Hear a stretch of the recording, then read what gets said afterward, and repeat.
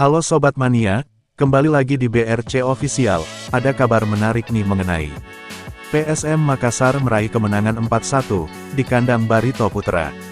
Tertinggal lebih dulu, Juku Eja comeback berkat brace dari Matheus Silva, serta penalti.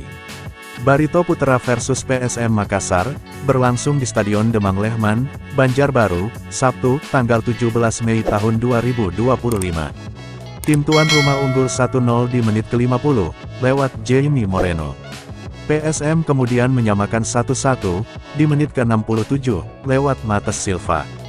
Bermain sebagai pemain pengganti, Matheus Silva, menyundul bola memanfaatkan umpan dari Balotelli.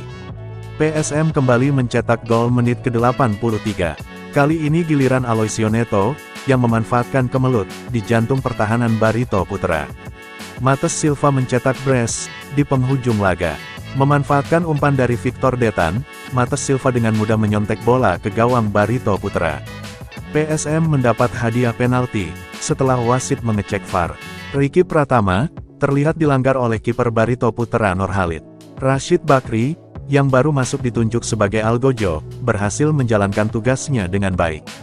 PSM menang dengan skor 4-1. Kemenangan ini, mengantar PSM naik ke posisi 6, klasemen sementara. Tim Juku Eja mengemas 50 poin. Sementara Barito Putra, tertahan di zona degradasi. Laskar Antasari, duduk di posisi ke-16 dengan 31 poin. Nah itu dia sobat untuk update kabar hari ini. Bagaimana pendapat kalian sobat?